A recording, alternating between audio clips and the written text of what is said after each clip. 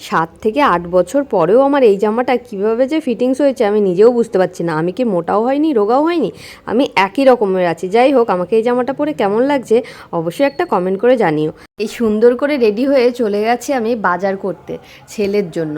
আমার জীবনের দুঃখ কষ্ট যাই আসুক, যত কিছুই আমার জীবনে ঘটে যাক না কেন, আমার ছেলেটাকে খুশি করার দায়িত্ব কিন্তু আমারই। তো আমার ছেলেকে খুশি করার জন্য আমি সব কিছু করতে পারি। এখন আমরা চলে এসেছি বাজারে জামা প্যান্ট কেনার জন্য। আমার ছেলেটা তো অনেক বড় হয়ে যাচ্ছে, দিন দিন অনেকটাই লম্বা হচ্ছে, জামা কাপড় তার ছোটো হয়ে গেছে, তাই এখন বায়না ধরেছে আমাকে প্যান্ট কিনে দিতে হবে।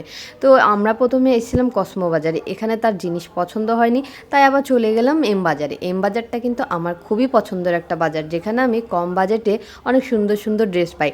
তারপরে মেয়েদের এই কালেকশানগুলো দেখে আমার তো খুবই পছন্দ হয়ে গিয়েছিলো। আমার ছেলে বলছে পছন্দ করে লাভ নেই, তোমার তো ছেলে হয়েছে তাই ছেলেদের কালেকশান দেখতে হবে। তো ছেলেদের কালেকশানে গেলাম, তারপরে ওর জন্য প্যান্ট জামাটা কিনলাম। তারপরে চলে আসার সময় ও বলছে যে আমি এত তাড়াতাড়ি তো যাবো না, আমাকে জিনিসগুলো দেখতে দাও। তো খেলার জিনিস তো বাচ্চাদের খুবই আকর্ষণীয় জিনিস, তাই ওখানে একটু খেলনার জিনিসগুলো দেখার পরে একটু বোতলগুলো ঘুরে ঘুরে দেখছিল। তারপরে আমরা ওখান থেকে ওকে খুশি করে বাড়ি চলে আসলাম।